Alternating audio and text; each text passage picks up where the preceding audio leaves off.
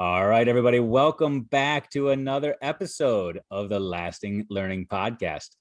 Today, I am super excited because this is an episode that I know I needed to record, and just sitting down talking to my guests, plural, before we hit record. I think this is one that they needed as well. There's a lot going on in a lot of people's lives right now, and sometimes just taking a few minutes to connect, to tell some stories, to laugh, maybe even cry is just what we need. So sit back today as I try my best to get all of those things going with two of my friends from the other side of the country joining us from a little piece of paradise in New Mexico. Today we've got Elijah and Tracey joining us. Thank you for taking time out of your lives to sit down and chat with me today, guys.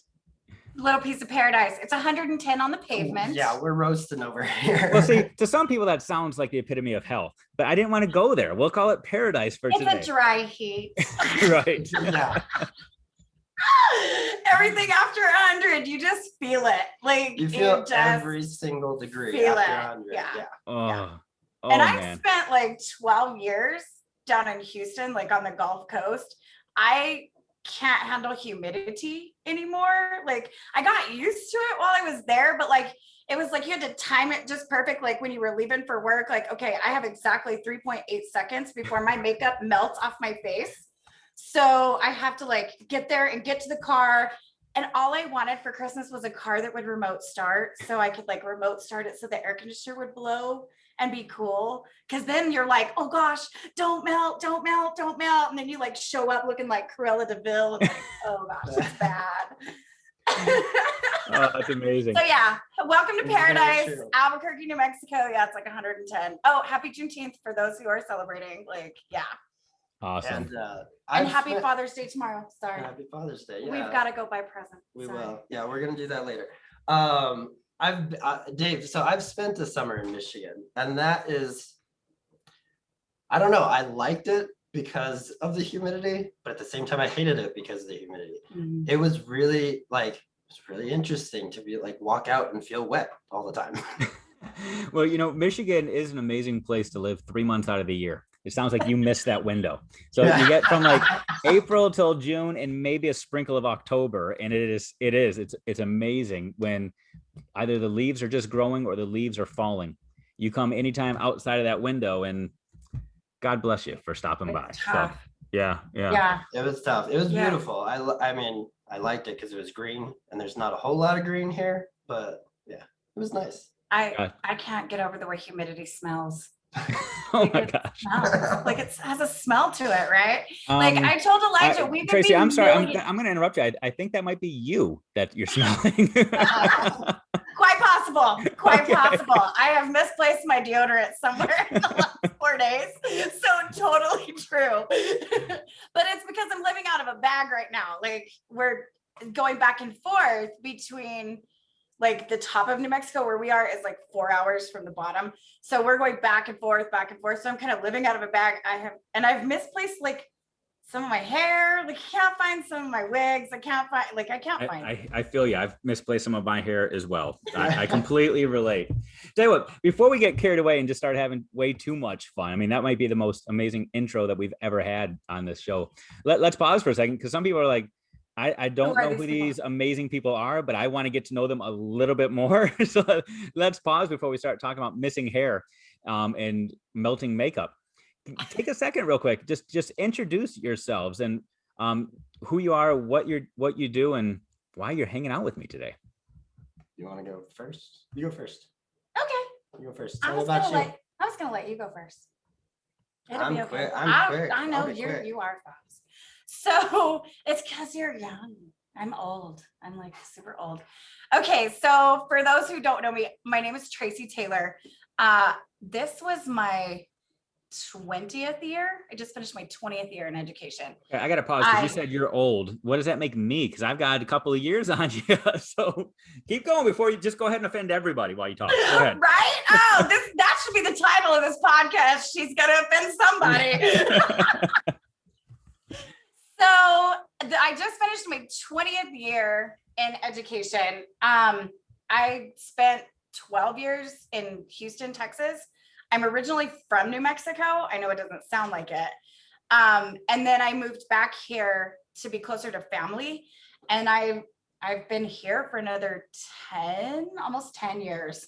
And so I am an artist, I'm an activist, I'm a teacher. Like they used to tell us, like, don't tell people you're a teacher because people are like, oh, like it's like that pity, like, oh, and then they don't want to talk to you like anymore.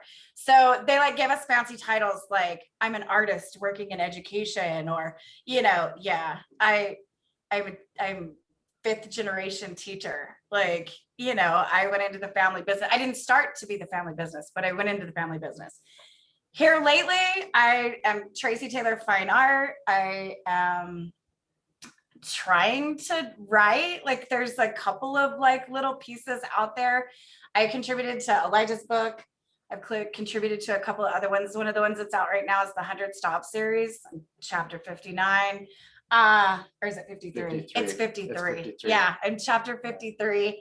And hopefully there's a book coming out that's just mine. It's kind of in that like ideation stage. So there might be a book coming out soon. Yeah, that's Awesome.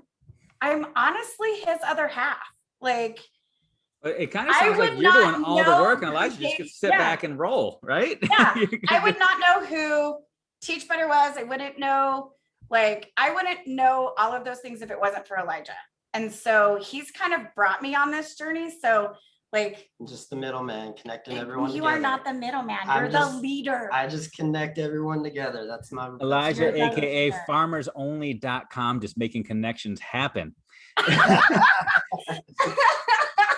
Elijah, tell us who you are real quick, aside from matchmaker extraordinaire. Besides the matchmaker, yeah. So my story is a little interesting. So I was homeschooled kindergarten through 12th grade. And decided that I wanted to go into education without ever having stepped foot into a classroom before. Literally the first time I walked into a classroom was when I was first day of student teaching. Wow. And it was like quite a shock. But after the first day, I remember saying, I think I can do this. I think this is something, like, I don't know what I'm doing, obviously, but I think it's something that I can figure out. Yeah. And, just kept at it. And, I've been in this now. I just finished my 7th year of teaching and just loving it now and really happy. I'm going to be teaching 3rd grade next year, which is my favorite grade to teach. Yeah. Really excited for that. I podcast on the side, hashtag shut up and teach. I love to run. I love to write poetry. And speaking of writing, I have signed an agreement with EduMatch Publishing. And so that book will be coming out sometime. Yeah. Awesome. That's awesome. Yeah, you guys are doing all the things. I feel like there's like 15 things I want to dive into. But I'm going to start with something that you just said, Elijah, and then I'm going to come back to you, Tracey. But Elijah, talking about becoming a teacher, joining the teacher ranks without ever having stepped foot in a classroom. From someone who is notorious for saying, shut up and teach. Do you feel that it's an advantage to you not having preconceived notions of what education in school should be, and or has it been an uphill battle? Because as I'm hearing this, I'm thinking, and so many of the things that we're trying to overcome in schools, and so many of the things that we're trying to overcome in education, is fixing what we experienced as students, making sure that people don't realize that we can do things better. We don't just have to continue to repeat the cycle from 30, 40 plus years ago. So do you see it as an advantage, or has it been a huge learning curve for you? I think it's been a learning curve for me, honestly. I can see how there's some advantages to that, like, oh, I don't have this expectation of what it should be. So yeah, you do go into it in that case, like the bar is at the ground, and as long as I don't bring a shovel, everything will be all right. And so I do see that point there, but I've had to learn a lot. Like I struggled big time. My first couple of years of teaching, I was kind of a mess, and I wasn't all shut up and teach then. I had to learn that. I had to, that was up here in the mind. That was the whole mindset thing. So there was the, having to shape my mindset and, my philosophies of teaching and what that looks like. But then there's also like having to actually teach at the same time. And so that, it just made it really hard. I'm no expert by any stretch. So I feel like there was a learning curve there, and I'm learning every day. And Yeah. it's something that, that we instill in our kids all the time. Like it's all about progression. It's not the final score. It's, are you progressing and all that. So yeah, that's the way I look at it. But from somebody who's been in his classroom, like, because I would go in, I was one of the coaches. We taught at the same school when we lived in Aztec. That's how we met. And he taught fourth grade, and I was the art teacher. And I was one of the coaches for this program that we were doing. And so I would go into his classroom, and I think it makes a difference when I see it, because I grew up in schools. Like, I was a teacher's kid. School's the safest place on the planet for me. I knew how teachers act. All my parents' friends were teachers. So I'm like institutional. Like, I know teachers, I know admin, I know all of them. When you see him teach, Dave, there's a compassion there that I don't have myself, that I don't see in some other classrooms. I think it makes him very, very calm. There's not that whole, well, why do we do this? Because it's always been done this way. It doesn't exist with him. He's very kind. He's very compassionate. And his classroom really is one of the coolest places ever, because there's this, I want you to be able to learn math so you can use it.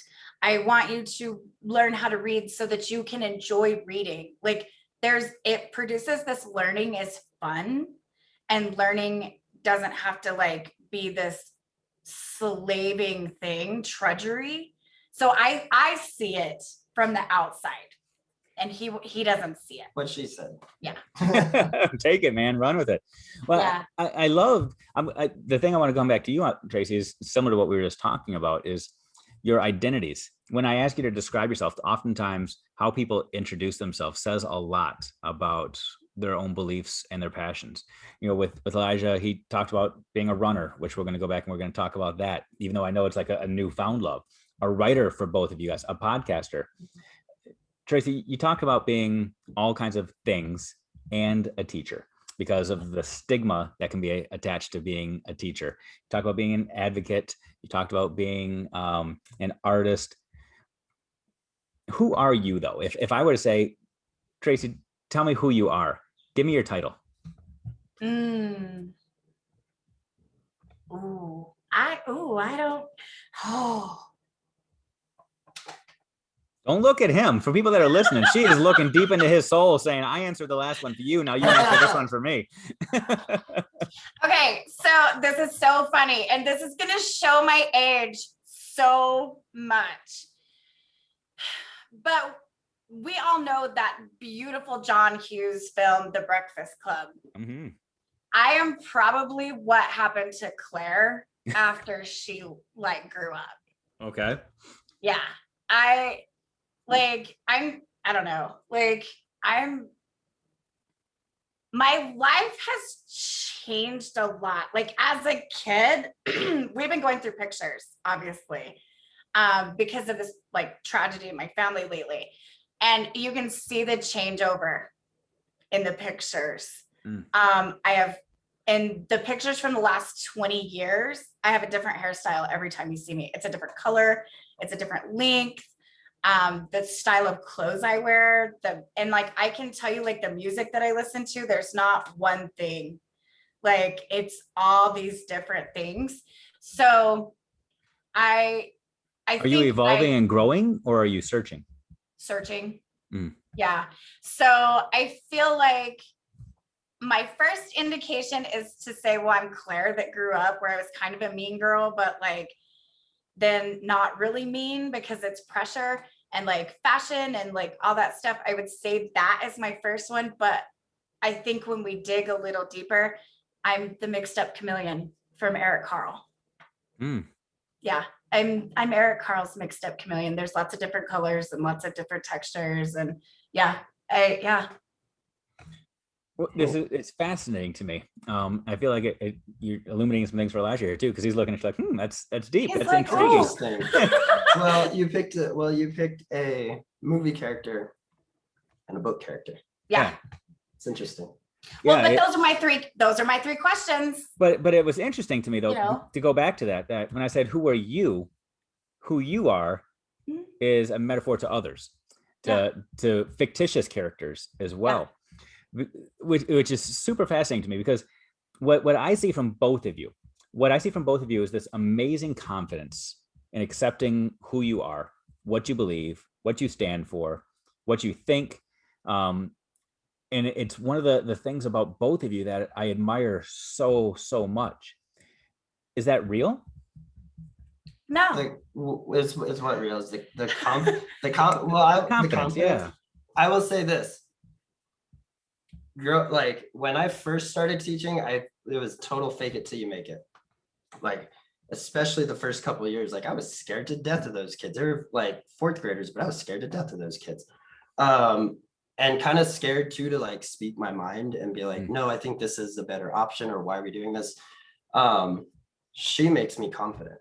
It's her. She's the one who helps me. Like when I first started blogging, I was like, I don't even know if anyone wants to read this. And she's like, do it anyway. Like, I'll read it, you know, like just do it. Like, and so she's really motivated me. She's been my confidence for a while. So I love you. I think and it took being around Elijah to understand like nervousness and anxiety and like, you know, dealing with depression or, you know, just traveling on faith. And I've been doing it afraid for a long time. And one of the last conversations that I had with my mom when she was real coherent, my mom was a middle school teacher for 27 years. She taught middle school home economics in the same building. And I told her, I said, Mom, I'm making this jump from, you know, elementary to middle school, and I'm a little bit afraid. Like I'm kind of afraid of these kids. And she said, oh yeah. She said, I was afraid all the time. And she said, I just never let them know I was afraid. And it was like healing waters. And I was like, oh my gosh, like to know that my mom was doing it afraid too. I was like, oh, I'm not the only one who's just like doing it afraid. But I was gifted by God with boldness. I'll be the first one to tell you what everybody's thinking. And I try. I really do. Like there are times when I'm like trying to hold it in and it's like, no, like I can't stand shallow, like small talk, shallow. The dog and pony show, shoot me in the face. Like I want to be anywhere else but wading through this. Like, I'm sorry, my boots are expensive. Please don't let that splash on me.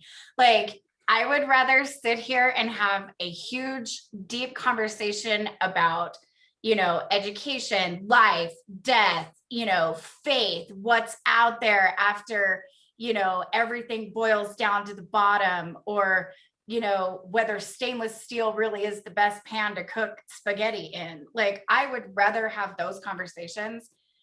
And so I feel like sometimes I just get there where I'm like, it's horse hockey and we both know it. So there's this huge gift of boldness, but I have hated that about myself for years. So I try to hide it, but it doesn't, I can't. But I'll say this too. It's not, for me, it wasn't like when I met her, it was like a flip of the switch. You know what I mean? Everything is, like I said earlier, it's a progression, right? You have to watch it grow. And so we both went through a training a few years ago, the PAX training. Oh, the PAX good behavior game. It gave me a better language to use with my students. And so I didn't feel like, and she said it best. You said what? I didn't have to hold my breath every day. And so having that release, and honestly, what I was doing was giving a little more control back to the class.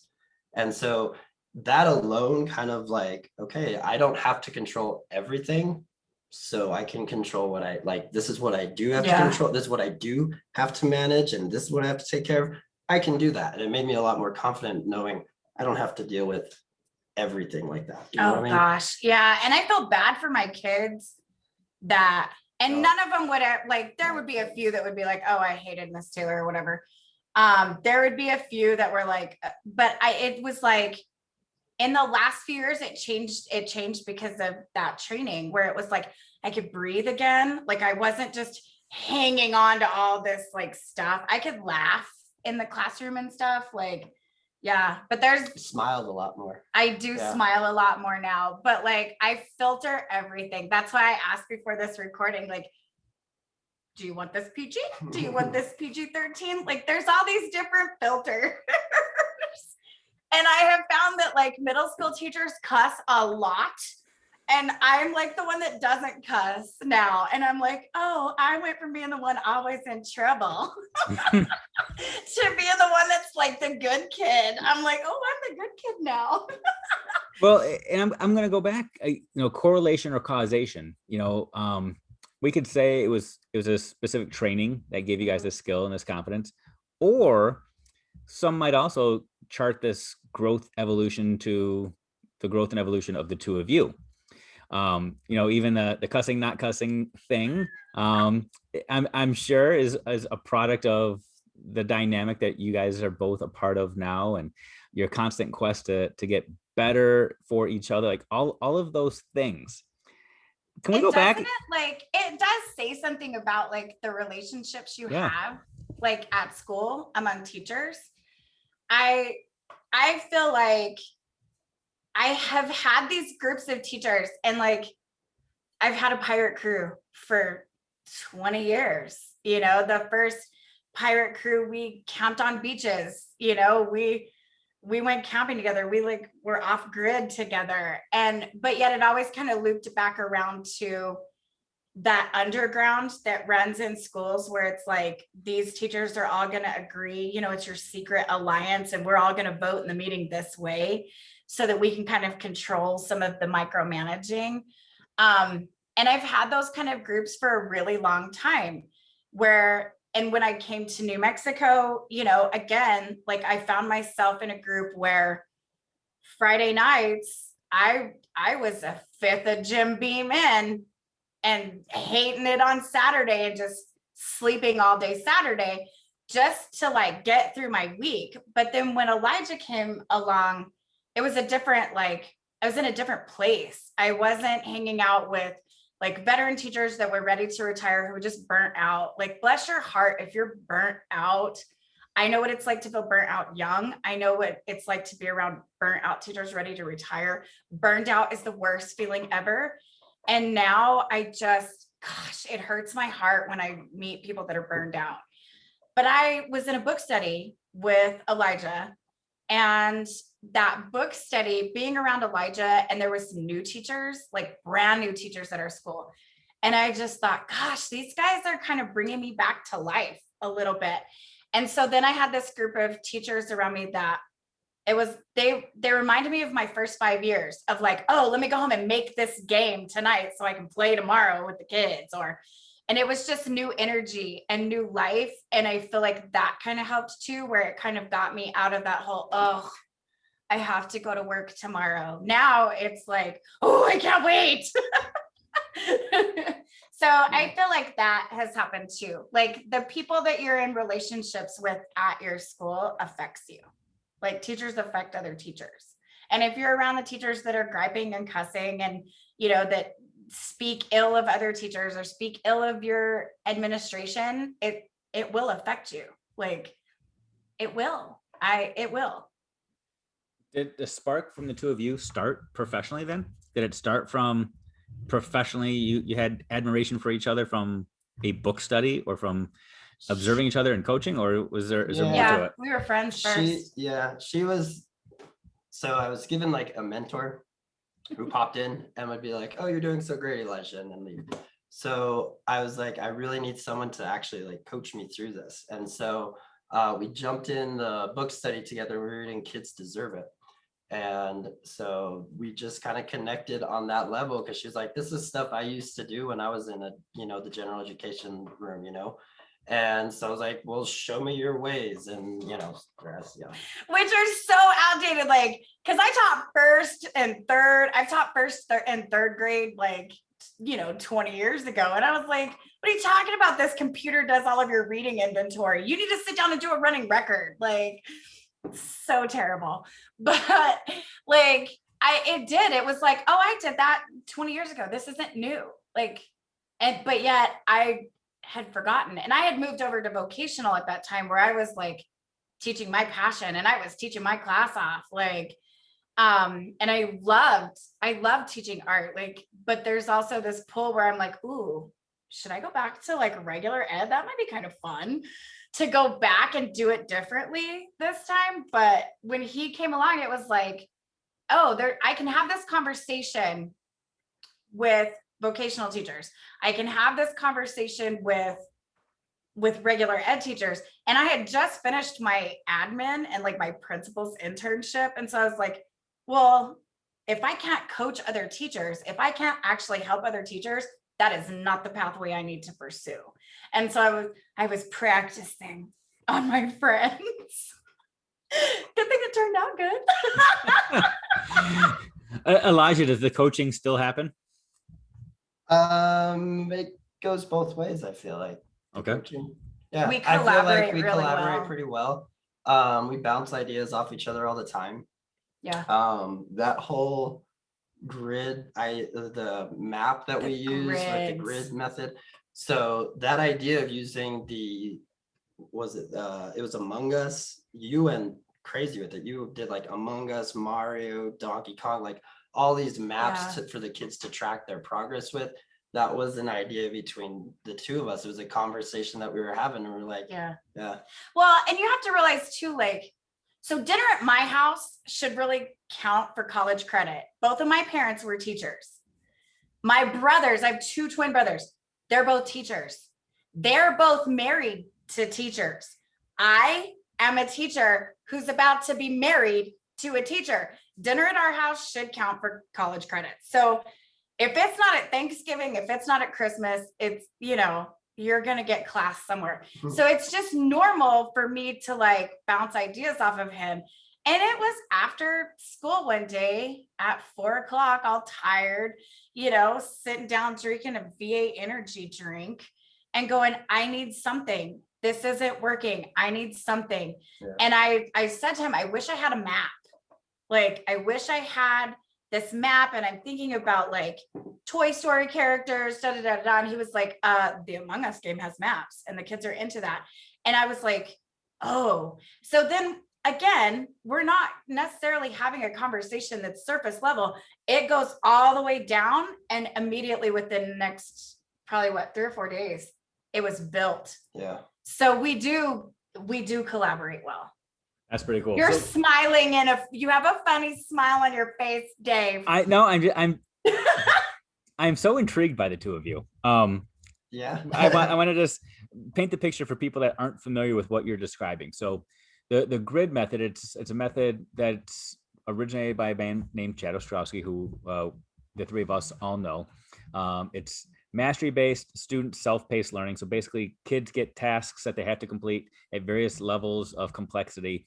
And as they complete them, they have permission to keep on moving and growing at their own pace until they reach a level of mastery. And you say, yay, you got it.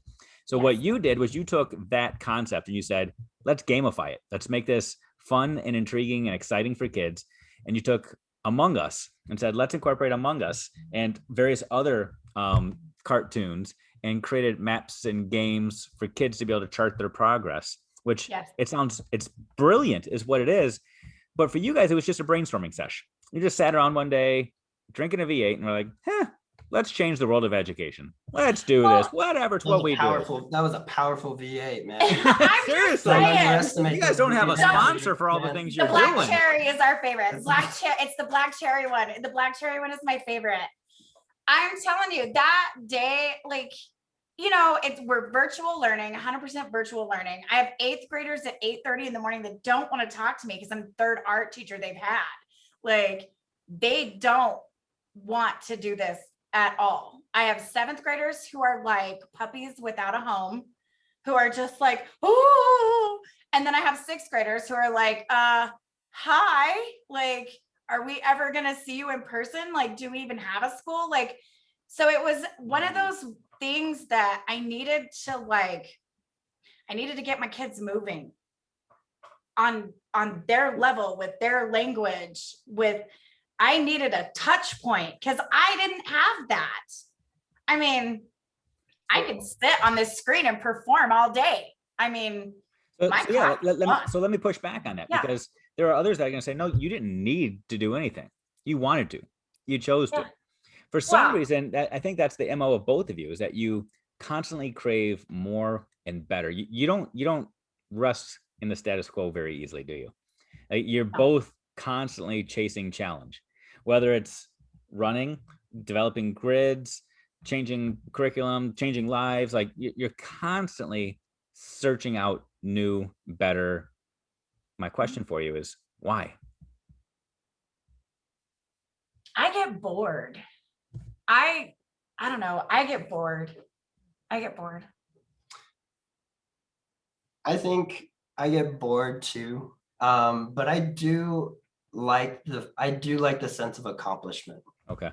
I do like that sense of like, I did this, like, not to brag or not like braggy or anything, but like I accomplished something. I did this, whether it's running or whatever, something with teaching, just becoming better. But I also feel like I feel like I owe that to my kids, right? Like, my kids are changing, my kids are evolving, because I can teach 3rd grade over and over and over and over again, but the times are changing, right? And the kids are changing, and what they're into changes, and everything from like references. I showed a picture to my 4th graders a couple of years ago of Heath Ledger's Joker, right? They knew he was the Joker, but they did not know, they had never seen the movie. They didn't know who Heath Ledger even was. So I'm like, that's where we're at. So no, I feel like I owe it to my kids to become better and to adapt a bit to what they're into, the languages they speak. My kid, I mean, Among Us now is honestly kind of on its way out. It's on its way out. Our kids don't want to play it anymore after the last update. They don't like it. They updated it, and now my kids are like, so it's already out. Just like, but that's what they knew. I mean, it's the same thing with Fortnite. When we were both in Aztec, Fortnite was what was in. I mean, it was like, oh my gosh, I still can't do those dances. Will you stop with the dance for one? I still can't just once, please, just stop. But like, I mean, by the time we moved to Albuquerque, that was out, and it was something different. So that just shows how quick things change. And so I'm not saying we need to just change all the time and just whatever's in for just change sake. Not to change for change sake. No, but speak the language of the kids. Yeah. I mean, we started using that language in Among Us. So when kids were working but not really working, they were it was like, it was like, dude, that's so sus. You're sus. And they're like, what? I'm like, you're so sus, fake tasking, bro. And the other kid's like, he does that a lot. He fake tasks a lot. And then they get back to work. And so it's like, even using their language helped me not to be like, dude, will you get back to work? Like, I don't need to, like, how many times do kids hear that? Like, get back to work, get back to work. I made it fun. We made it fun by saying, hey, you're fake tasking. Oh, sorry, let me get back to work. And I had kids that would tell me, Misty, it's going to look like I'm fake tasking, but I'm working on the iPad that it checked out from you. Yeah. Okay. So, and I feel like I can hear them. It's almost like the two little voices on the side of my head. I can hear my parents and their friends who were teachers 30 years ago. They retired 30 years ago. So I can hear them. If you're going to go into teaching, be a teacher and do it well. Like, if you're not going to do it well, don't do it. And like, just that whole eye roll of like, oh, go into teaching because it's going to be so easy and you're going to have your summers off. Like, no, if you're going to be a teacher, do it and do it well. And then I hear this other voice on the side of my head that's like, every day's different. Every day's a challenge. I've done everything. I worked in a finance company. Do you know how boring that is? I said the same thing every day. I sat in a cubicle that was gray. I drank the same cup of coffee. Like, it was awful. It was really awful. And I just, every day, you never know what's going to happen. You might have to tell somebody, don't lick the playground, you know, and you just don't know. And I would rather hang out with kids than adults. But also too, like in my brain, like that creative brain, that idea of I know I can probably fix just about anything. So like if there's a crisis, you know, if there's a problem, I'll solve it. I'm vanilla ice. But like I'm kind of good in a crisis. Like, oh, I can kind of handle this day-to-day not knowing kind of really well. I can make split decisions. You know, I can kind of evaluate things, make a decision. I can shift, I can change, I can be flexible. So I feel like that is something too. Like if you're just going to be the same all the time, go work in a cubicle. Like this is not, no, please don't. No, thank you. Is it similar or different? Reasoning behind writing so much and podcasting so much and getting your messages out there? Is it to try to speak to others, other educators in a language that they'll understand and try to persuade, convince, just relate? What's the goal? I think it's a lot. I think I'm trying to connect with others. I'm trying to lift others up. I feel like I feel like we get better the more we share, Yep. and the more perspectives we have and the more different perspectives we have. Like I think you talk about this, and I think it was on a brain break. I can't remember. You or Jeff or both of you or one of you have talked about like before, like what does your news feed look like? Is it all just like tailored to what you're looking like? So I'm trying to connect with as many people as I possibly can just to get a wider, broader perspective of education, because I think you learn things when you look in the places you don't normally look. For me, I feel weird. Like I feel weird where I'm like, is anybody else going through this? Like, is anybody else experiencing this? Like, for me, I was kind of reaching out and like, hey, like, is anybody else going through this? You're trying to make a connection. Yeah. For me, it kind of came from like, I'm by myself, I'm an island. And so I was like, is anybody else? And then of course it always turns into, get this. Here's what happened today. I love it.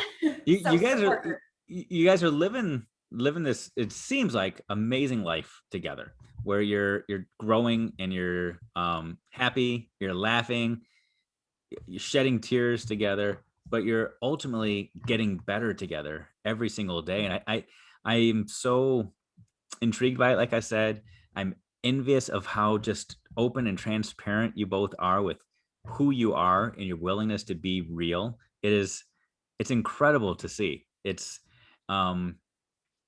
gives me hope. I think there is a difference between hope and faith. We were talking earlier about having faith in things. I think faith it's almost an acceptance that things are as they're supposed to be, whereas hope is this belief that things can change or will change. And I think at times it's important to have both of those in your life. You have to understand where you are, but also believe that where you're going is going to be different than where you currently are. And I think that's something that I truly admire about both of you. You have this faith that where you are right now is exactly where you need to be. And I think honestly, where you're supposed to be right now is having this conversation with me, because it's extremely uplifting for me. But I also have this amazing amount of hope that you guys are going to be world changers. You are going to be destiny shapers. Like, you don't even understand, and I don't think you realize the potential that you have to truly change lives of both adults and kids. And why I think you're really going to do this, because I don't think that's necessarily what you're after.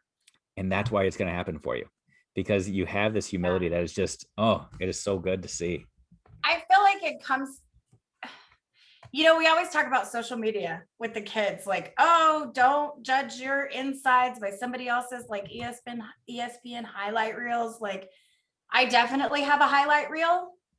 But a friend of mine on the phone the other day said, you have to keep it into balance. You have to, there's the good and the bad. And without the bad, the good isn't as good.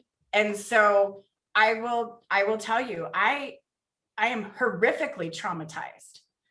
And that's my next thing that I'm going to write, is that leaders and school leaders need to recognize that they have teachers who are traumatized in their school, whether they were special education, special needs children that grew up and wanted to be a teacher, whether they're people suffering from ADD, anxiety, depression. You have teachers that have been through school shootings. You have teachers whose students have committed suicide. Their parents are aging. You know, I have now lost both of my parents. I lost my dad when I was very young.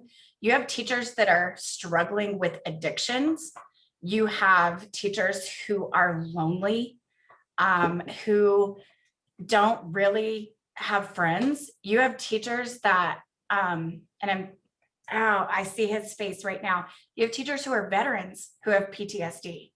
I have teachers that are on my campus right now that they're war veterans. Like, they've actually seen real war. Like, it's not, oh, I'm going to teach 8th grade today and it's going to be horrible. War, like Afghanistan, Iraq. There are teachers with trauma. And I feel like, because I have seen death and destruction, because I've had people tell me the worst horrible things. I mean, I had a school administrator tell me that I didn't need to be in education, that of all the people he had met in the last 15 years, I was the one person that he found that didn't need to be an educator. And I was like, oh, that's kind of personal.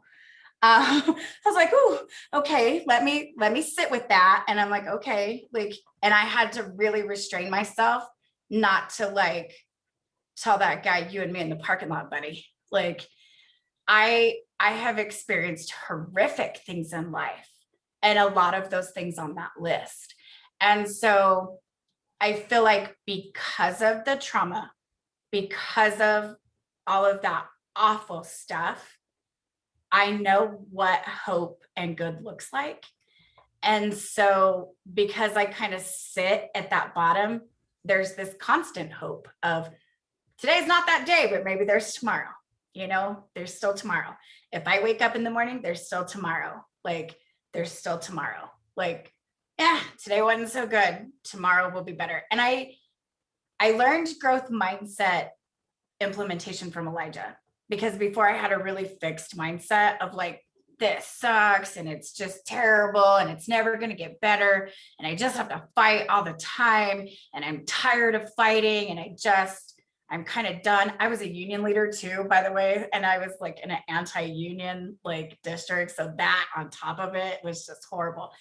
But Elijah was like, hey, you had a bad moment. You had a bad class. Like, it's not a bad day. Like, you have to keep going. Like, okay, this didn't work, but can you refigure it? And so he really kind of helped keep me out of that, just getting stuck in the mud. But because there's trauma, because you know death and destruction and trauma, you know the worst of it. Swim a little higher to the surface. The sun's up there. Wow. Wow, that's deep. You know, Told you. No, no surface level conversations with you guys, that's for sure. And you might have just preempted it, because we talked about a lot with your stories, and I don't know if that was the mic drop or not, or if you have something else that you want to bring to the surface for people. But I loved not just the depth of your answer, but the practicality and the realness of your answer. It wasn't a 30,000 foot view on it. It was experiential. And I think people need to understand that there are other people that are going through, but other people that also have that hope that they will get through. So yeah. I appreciate you putting that out there and airing it, because it is an important message. We're in an age right now where throwing in the towel is kind of par for course for a lot of people. When things get hard, it's leave.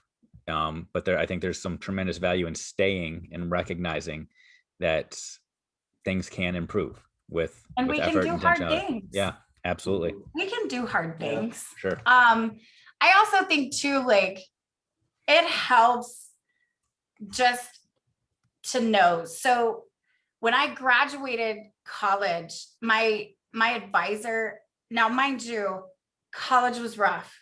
My first few years, I don't really remember a lot from my sophomore year of high school to about my sophomore year of college. I don't remember a whole lot because I was self-medicating.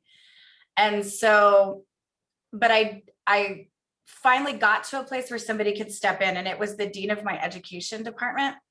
And he said, you're too gifted to just be this.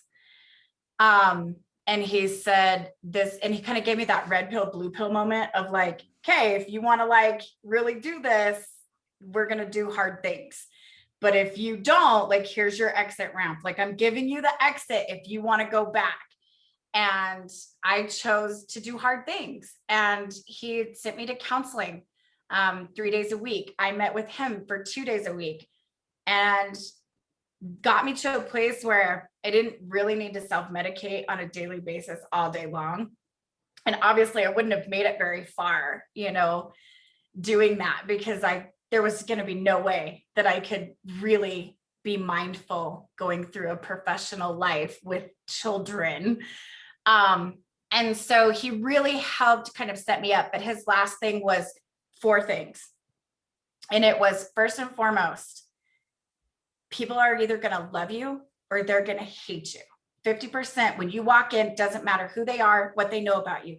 50% are either going to love you, 50% are going to hate you. You have to find your center, whatever faith, whatever religion, whatever doctrine you subscribe to. You have to put that in front of you, and you have to keep walking toward that. Because if you start reading your press clippings on either side, it's going to crash you. And so I feel like I set that for myself quite a bit, where to some people, I'm the greatest thing in the world. And there are people who think I am Satan himself. And so it is what it is. Like, this is where my help comes from. This is where my hope comes from. This is where I find who I am. And this is where I go. Like, I'm just trying to walk my path. And so I feel like that is where the hope comes from. Like, if you start looking at the water, you're going to sink. Look at that face. What is that face, Dave Schmidt? It's a wow. It's a wow. That's one of those, I'm going to go back and listen to that again, faces. So that's what that is. Yeah. Sometimes I get lost because anyway, sometimes I start with a thought and I get lost along the way. You're like, no. A little bit. Like Michael Scott. Sometimes I start a sentence and I don't know where it's going. I just hope I find it along the way. Yes, I was trying to find my way along there. Oh, that's epic. Yeah, but I feel like too, like, again, going back to what we said before, our highlight reel, like, obviously people see our highlight reel. You know, they don't know that, you know, Elijah has let me fall asleep crying. Same thing, where I have been the arms that he fell into in tears. We pray for each other every day just because we need to. You know, we've seen each other at our worst. And in that moment, I think that was the moment that I actually kind of went, oh, I really like him. He walked into my room one day and he said, "You're being an asshole." And I said, "What?" And I had a really bad day. It was a really bad day. And I was like, oh, he's the only person brave enough to walk in here and say that to me. And he was like, not only that, you owe that person an apology. They're crying. Like, this was bad. You screwed this up and you owe people apologies.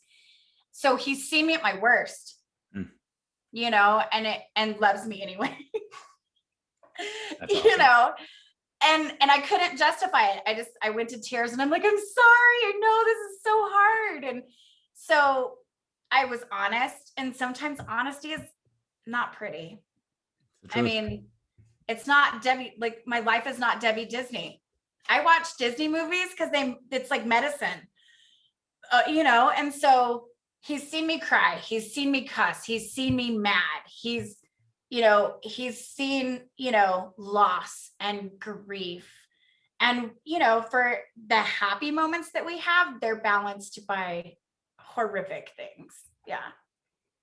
So we're not always just, No, and I think that's what I do appreciate about you guys. It is a full transparency with the two of you. Who you are is who you are. But even with that, you don't carry the take it or leave it. This is who I am mentality. This is who I am today. Join me on the journey as I get better tomorrow. And I absolutely love that. Things. Yeah, I love that. Dave, I screw up every day. I screw up every day. But you are honest enough to admit it. And I appreciate that about both of you. If I owe somebody an apology, like this is so funny. I don't apologize for anything until I really have to. And when I apologize, it's one of those things where it's like, it is heart-wrenching because it's the truth. Like it's really strange. And when I screw up, I admit it, and it's heartfelt. Like I know when I screw up, and because it impacts me when I screw up, I very rarely make the same mistake twice, but I'm going to screw up. I've tried living perfect. You can't do it. Well, I disagree, but most people, yeah, I hear you. Maybe out there it's more difficult, but if you walk in my shoes, you would know. I get you. I completely understand. Completely get it. You can't live perfect. The truth. That's the truth. No, it'll rip you up trying.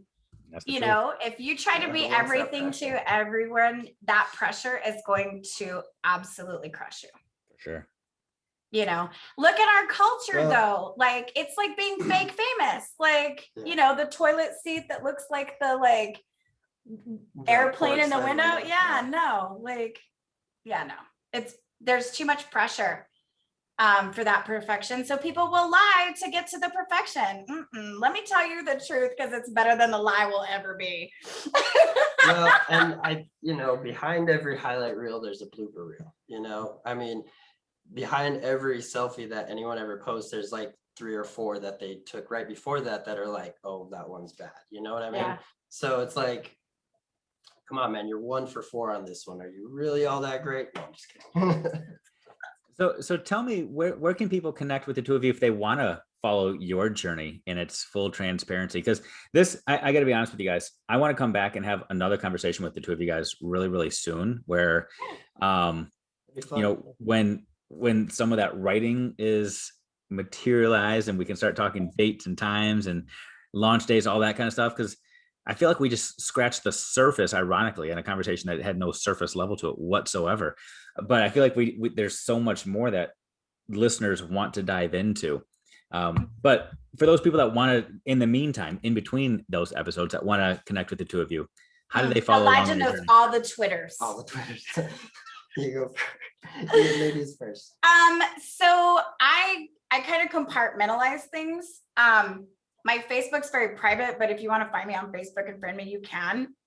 It's a lot of like me personally. I do have Tracey Taylor Fine Art on there, and TraceyTaylorFineArt.com. You can see some of the art that I'm making, although I'm not in a painting season right now, so there hasn't been a new show.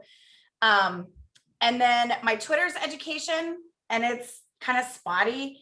And then there's my Instagram, which I usually keep for like art stuff. So yeah, like Tracey Taylor, Tracey L. Taylor, at Tracey L. Taylor, Ms. T. There's a bunch of different ones. Yeah. But at Tracey L. Taylor on Twitter is easy. Tracey Taylor awesome. On Facebook. Yeah. I'm on Twitter and Instagram at Carba Eli. I'm also on Facebook, Elijah Carbajal. And then you can listen to the podcast. It's on pretty much all the platforms. Just look the Shut Up and Teach podcast. It's really good. There's conversations on the couch with us where it's like kind of like this. It's just an unscripted conversation. Yeah. It's good stuff. Good stuff. And I'll have all that stuff linked in the show notes for those of you that are overachievers and actually go down and read those things. You can click on the links and follow. Them. Well, you're an People overachiever. don't read That's that? why. No, they don't. They're like, episode over. Next. Where's Next. the play button? Because Apple Podcast updated it, and the play button is like right at the top now, so you don't even have to scroll down. Nothing. You just What's a design flaw? play. Well, or it was genius because it's all about subscriptions now. So, yep, they know what they're doing. They know what they're doing. But on that note, thank you both for just being so incredible, taking time out of what I know right now is a hectic season, a season where you have a lot going on, taking time just to make me smile and make me think, and hopefully adding value to so many others. I appreciate you both, and we will do this again very, very soon. So just be ready. Absolutely. Be ready. So We're gonna be moved into a new house here pretty quick, so we'll have new backdrops and new fun stuff. Like, Awesome. Awesome. Well, you guys enjoy the rest of your day, and listeners, check these guys out. They're absolutely amazing.